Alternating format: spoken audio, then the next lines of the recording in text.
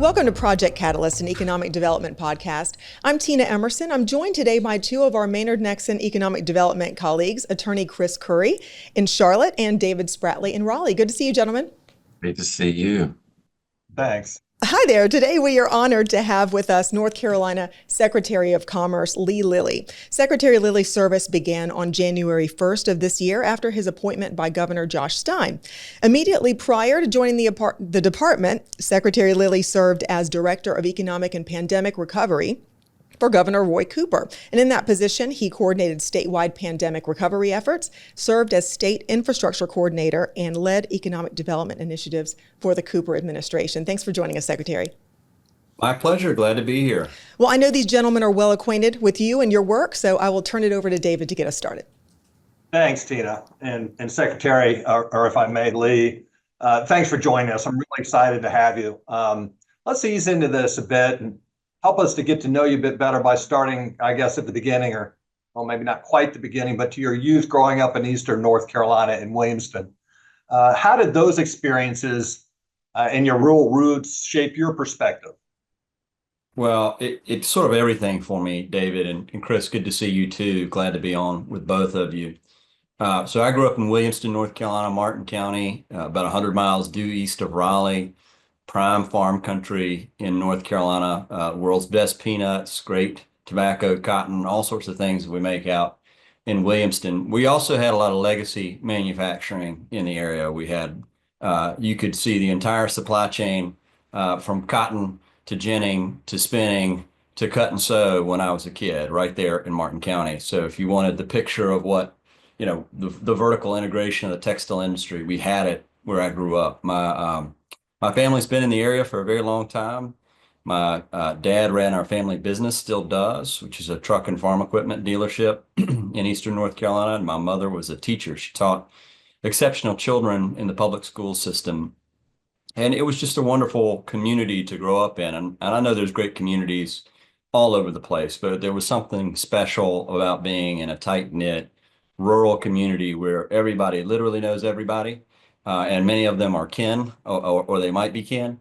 And the impacts of that are that when something challenging happens, something bad happens, everybody feels it, but everybody responds. And there's a sense of collective action that I think was ingrained in the community that I was brought up in, that translated in many ways to the work that I've taken on professionally and the type of work that I think we want to do at the Department of Commerce, which is to say you can't solve everything, but you can bring together some collective action that's responsive to what we see as the challenges to cultivate conditions of prosperity across the state and exercise not only the tools that we're granted statutorily or financial resources from the General Assembly, but really the convening power of the department, our partnerships across the state and really across the United States and the world to help respond to things that are happening in our state. The part of the world that I'm from, and I'll wrap this up shortly, but the part of the world I'm from, when we think about who's up, who's down, they're a little down, economically speaking. They've had a hard time with the transition away from some of that legacy manufacturing. They still absolutely do great work in agriculture, but that work in agriculture just doesn't employ that many people in the area. And so thinking about what the long-term solutions are for economic development in places that are struggling a bit, like Northeast North Carolina, is a big part of what I think I bring to the department. That's great. Lee, great to see you. And again, thanks so much for joining us. We know you have a very busy schedule. And this morning as well, you were busy with some additional public service, but we really appreciate having this time with you. Let me build off that last response. You know, when you were a kid growing up, I feel like, at least in my life, it was kind of like a fourth grade, eighth grade, somewhere in that stretch memory of thinking about my future career. Curious, when you were a kid, maybe fourth grade, eighth grade, you've had this really impactful career in public service. But as a kid, when you looked ahead to your future, what did you envision your future career to be? When I was in the fourth grade, I thought I was going to play basketball for the Chicago Bulls. That was really what I thought my future was.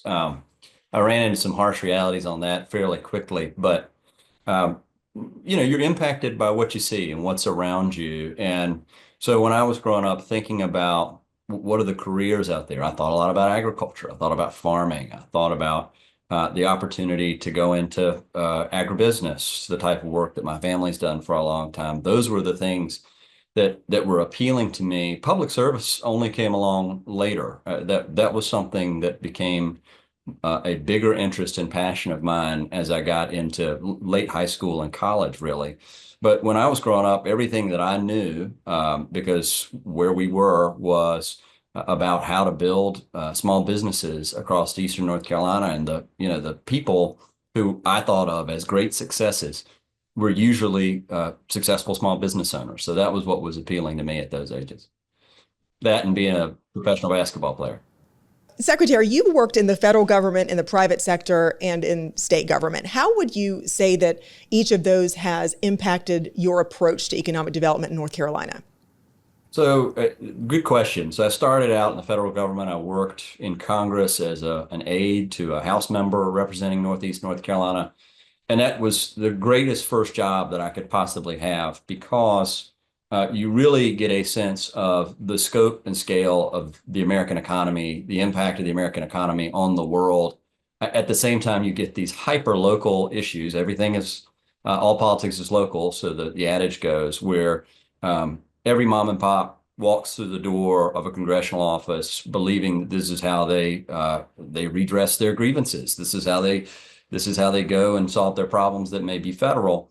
So everything from the most minute but truly important to that person issue that walks through the door to I served as an aide through the 2008 and 2009 financial crisis and recession.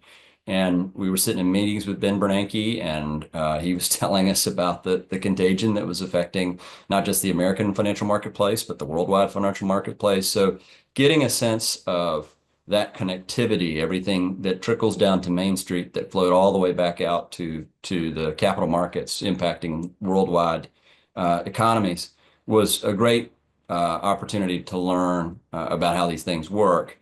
Private sector was great. I represented a host of different companies, everything from large publicly traded companies to early stage startups, and really was able to understand a lot more about the challenges that they faced day to day. The early stage challenges in many ways were different than those on the large publicly traded side, but at the end of the day, what we were trying to do was think about how they grow and how they adapt and how they evolve, and really where the intersection was between their commercial aspirations and their impact with the public sector, everything from government, true regulatory impacts, all the way through to where's their marketplace really going to be. And we spent a lot of time thinking about, in that case, international markets, because the American consumer market is great, but most of the people in the world with buying power live outside the United States. So the connectivity between what those companies wanted to do, how they were best marketing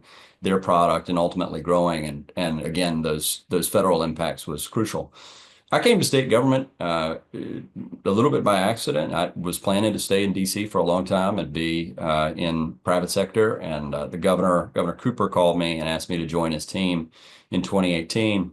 And coming back to the state was really a perfect time to do it, because North Carolina's been on this great rise economically now for more than a decade, but really in the last 8 years added almost 700,000 jobs in the state as we've become the third fastest growing state in the country. I think the government bears some responsibility for that. I think we made some changes at the government level, state government level, that made us more competitive economically. But we also are the beneficiary of demographics, and we've got a great population, really smart people, great universities and community college systems that churn out a terrific workforce. And that workforce is quite the differentiator for us. And so being at the state level, understanding again these intersections between partnerships that help make for successful economic development, that was what was eye-opening to me. And so putting all those things together, we have different projects that walk through the door here at Commerce. Some really need support at the federal level. Some really need access to foreign marketplaces. We can talk a little bit about that if you want to. Some really have just a hyper-local issue. They've got a zoning problem, or they've got an issue around wastewater in the facility that's going to be the perfect spot for them, or they need a great workforce program at the community college. And so none of these things we do at all by ourselves at the Department of Commerce. What I think we do well, again, is harness the resources that exist across all of those different planes to try to make for a successful economic development initiative in the state. Oh, very good. But let's take a second. Let's move off your professional life for just a second, because I'm interested in this. Getting to know Lilley a little bit better, Lilley a little bit better. What are your passions or hobbies? And how do you recharge? And how do you find life balance? Oh, man. Well, David, I have a 3-year-old. So my passion is chasing a 3-year-old up and down Polk Street in Raleigh on her scooter.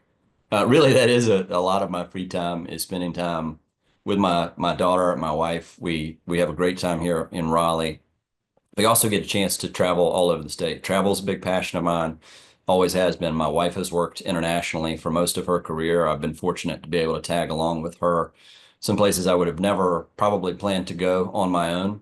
And that's been a great thing to do. I played basketball up until a couple years ago when I decided to retire because I got slow and guys were dusting me and my pride wouldn't let me play anymore. But I've shifted that to tennis, and so I'm playing as much tennis as I can these days. And then my wife, in COVID, I had played the drums growing up. I'd played the drums, and I'd asked my wife if I could bring them to the house during COVID, and she said absolutely not. I said, well, what about a storage unit? She said, you can do whatever you want with your storage unit. So I stuck a drum kit in a storage unit, and when I have a particularly challenging day at work, it's nice to drive to the storage unit and bang a drum set for half an hour. That'll get a lot of your frustration out. That's awesome. That sounds great, quite honestly. Yeah. I'm so tempted to ask what you might put on your headphones when you're banging on the drums, but we can talk about that. We can get into that for sure. Actually, one of the things I wanted to do when I got back into it, because I was so rusty, was just practice pocket drumming. So I would put on stuff like this great Houston, Texas band called Kroongbin. And they got this drummer who just plays just straight grooves, nothing fancy, no fills. And you just got to remember, like, keep your time. So that played a lot of that. There's a lot of great drumming on Steely Dan. So I listen to a lot of Steely Dan, but when you really got to bang it out, man, nothing's better than Foo Fighters to bang it out. So there you go. A little Dave Grohl. Yes. All right. Yeah. That's great. Thank you for the musical inspiration. I know what I'm going to listen to later now. So appreciate that. So Lee, let me pivot back a little bit to the Department of Commerce. You've described your vision for the department as focusing on people, place, and partnership. So just love if you could elaborate a little bit about those pillars and what they mean to you and kind of how they guide your leadership. Yeah. Thanks, Chris. I mean, this is really first principles for what you guys do and what we do with you, which is what makes us successful. First, people. I think having extraordinary workforce, we're going to get nowhere without those people who can go fill a job. Most of the projects that come to you, that come to us, are companies that are interested in speed to market. And one of those big differentiators in speed to market is having a workforce that they can hire, that they can train really quickly, or that already has the skills that they need. And so continued investment, not just cash resources, but really time investment into the workforce, into alignment of curriculum with sectoral needs. We've got a really diverse workforce development system in North Carolina that has been successful. But it requires, we'll get to the other one, requires a lot of partnership. It requires partnership between Commerce and our Division of Workforce Solutions, the community college system, university system, K-12, and then all of the employers to think about how we're actually delivering to them what they've asked for. So people is huge. I think it's really been the differentiator for us in many cases, that we get a large employer who wants to invest upwards of $1 billion in the state, but they got to make sure they can hire 1,000, 2,000 people fairly quickly. We're able to do that because we've got the largest manufacturing workforce in the Southeast, and we've got the training set up to be able to get them on a line, ready to work as soon as possible. Places, Chris, you guys work with this all the time. It's not just about great sites. The sites really matter. Having terrific industrial sites, greenfield sites, having office all of a sudden coming back a little bit, having good office sites, all of the infrastructure pieces really matter. But also community matters, because when you're asking for that kind of investment, asking people to move themselves and their family to a place they've probably never lived before, you really want to think about, what are you going to do with the other hours of your day? David, your question to me matters. What are you going to do when you're not at work? Is there a place for you to go have fun? Is there a place for you to go worship? Is there a place for you to serve your community? How does that feel to you? What kind of community are you looking for? And not everybody's looking for the same thing. So the department is oftentimes working with communities on place building, on giving them a little bit more resources to enhance the community that they already have. We're not remaking anybody's community. We're just taking what you got, trying to make it a little stronger, a little better. And then partnership, the last piece, and we've already talked about this, but it cannot be understated.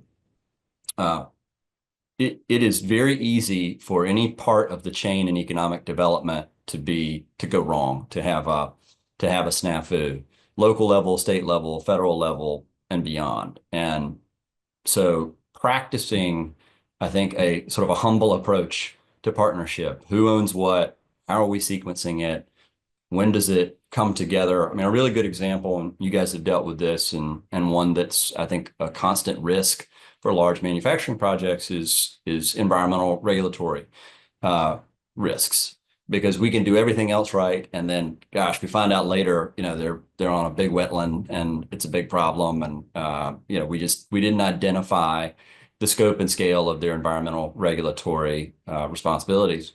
So having partnership with the North Carolina Department of Environmental Quality, where they've got designated leadership high up in the organization whose only job it is to interface with us, interface with the locals, and make sure that inbound investment understands exactly what their responsibilities are, how to scope it out, and make it as streamlined as possible.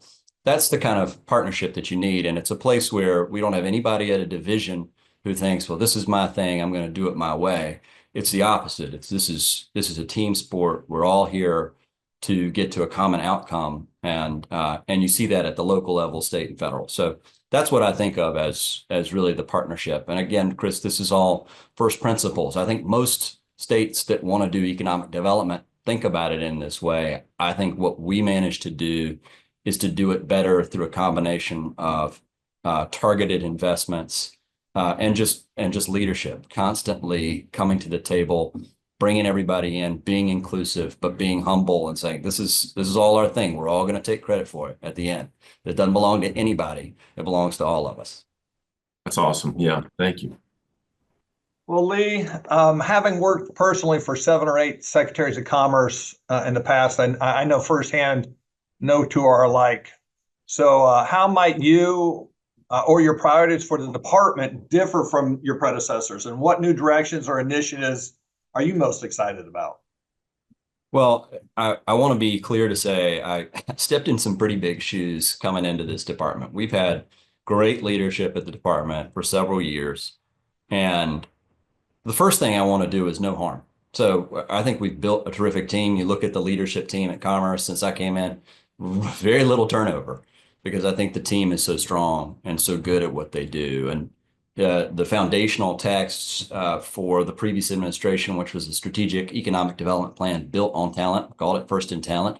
I'm not throwing that thing in the garbage. We're going to keep using that. That's a great plan to continue to enhance our workforce development pathways. What we want to do is build on it. And I think that's what the governor has asked us to do. So it's not so much a differentiation, but really supplemental to what we've already had. The governor created by executive order a council on workforce and apprenticeships. And the focus there is really singularly on apprenticeship and work-based learning, and creating additional pipelines with business across the state, both incoming business and existing industry at all levels, from small and medium enterprises all the way up to our largest employers, where they have taken full advantage of the state's resources that help them bring more K-12 students or older adults into their program for work-based learning and apprenticeship, because it has proven to be such a durable source of workforce.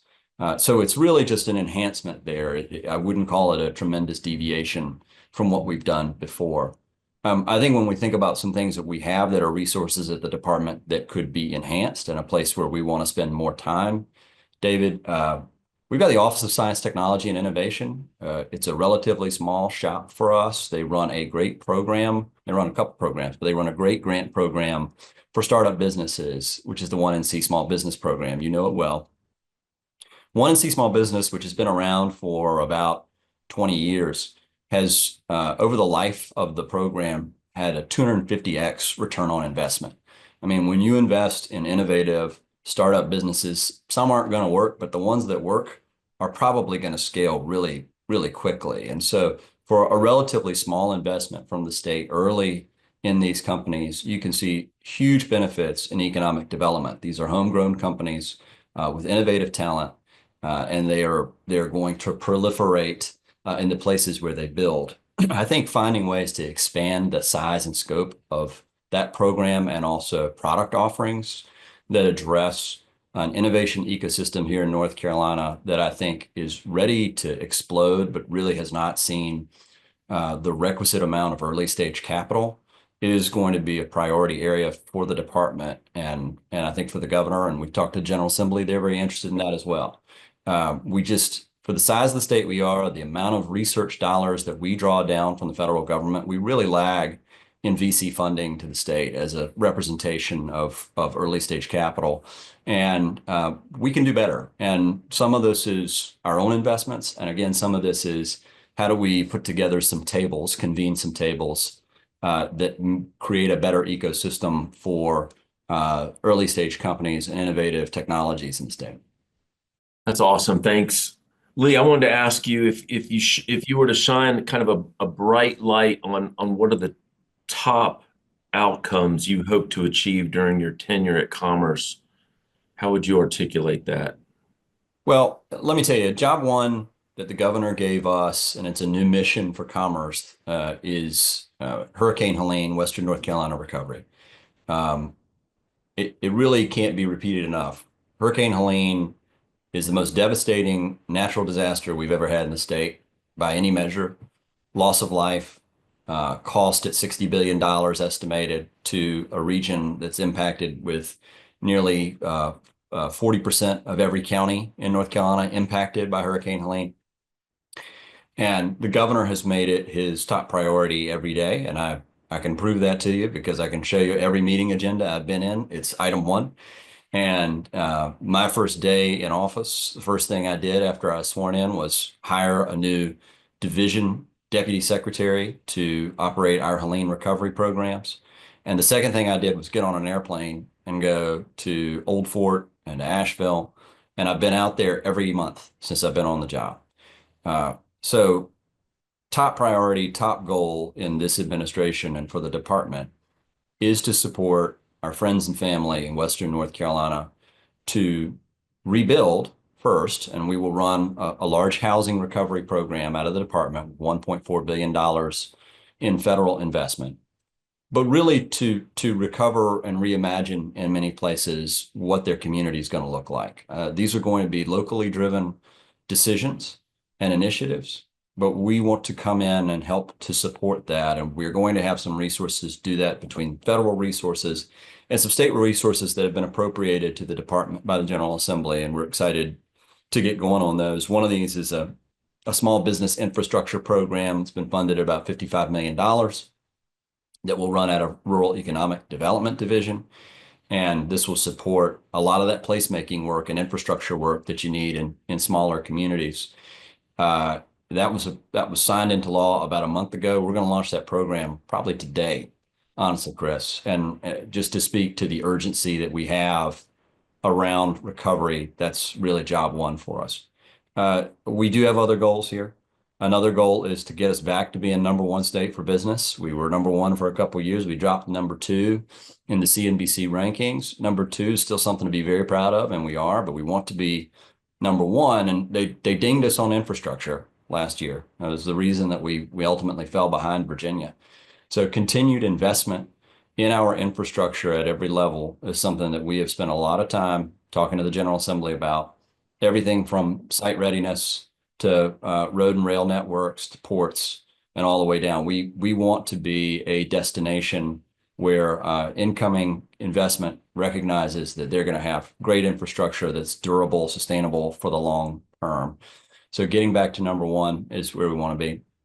And the last thing I'll mention here is again on workforce.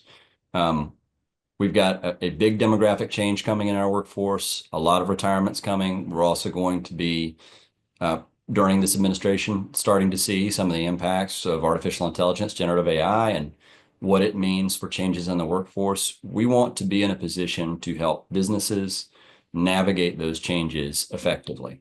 So back to the work that we're doing on the council on workforce and apprenticeship, some of the questions we want to grapple with, goal setting we want to grapple with is credential attainment. What are those credentials? How many more apprenticeships do we want to have in the state? The governor's goal is to double it in his time in office in the first term here. So that's going to be a goal for us.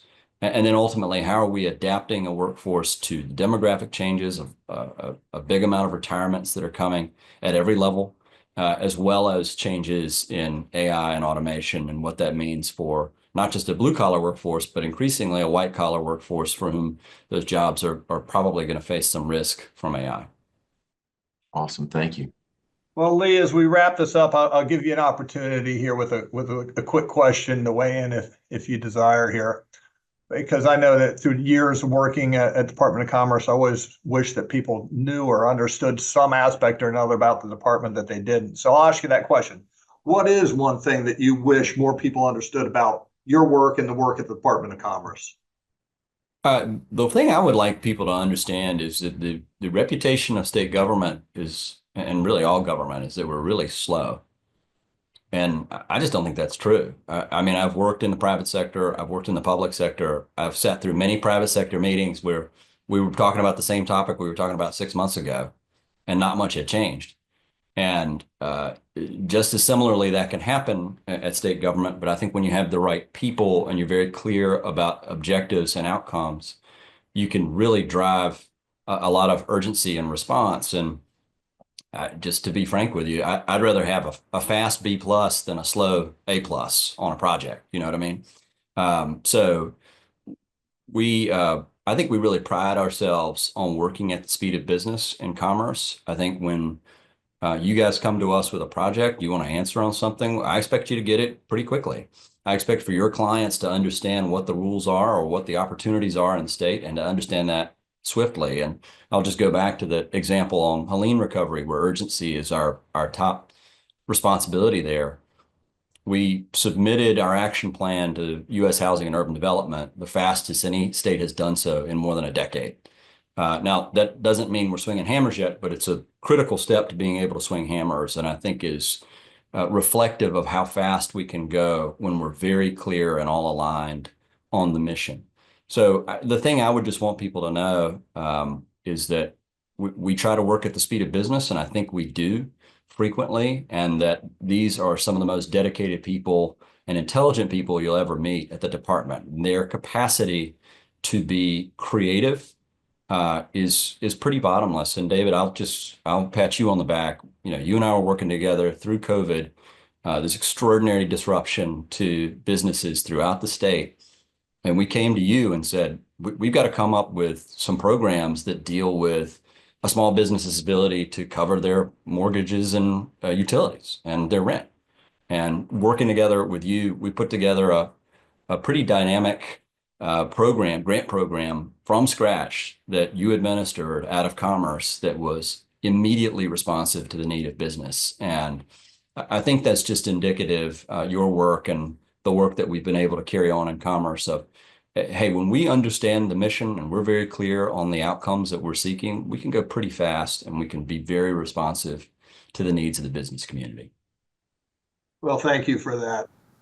Thank you, Secretary. We've covered a lot of ground today. I was writing down a couple of notes, and we've talked about workforce development, community college systems, billion-dollar investments, Foo Fighters, storage unit drum kits, all of those things. Thank you very much for the wide-ranging conversation. We appreciate you sharing your vision for North Carolina with us, and look forward to seeing what's next. Thanks for being here.